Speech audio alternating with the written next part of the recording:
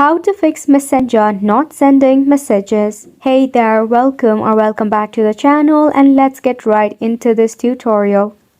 If your Messenger is not sending messages, firstly ensure if the user that you are trying to send the message has not deleted their Messenger account or you are not blocked by the user.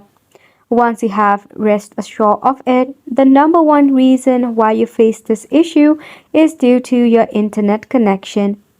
So if your internet is slow or unstable, you need to switch between different network connection.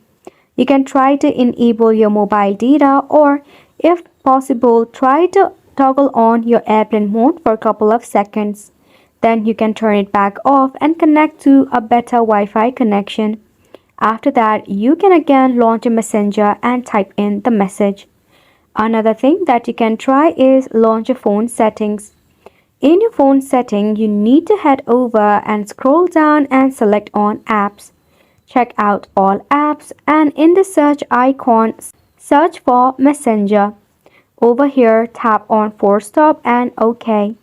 Then head to Storage and Cache and tap on Clear Cache. This will remove any of the bug or the glitch issue that might be causing such problem. That's it for the video as well. Make sure to hit the like button and subscribe for more helpful tutorials.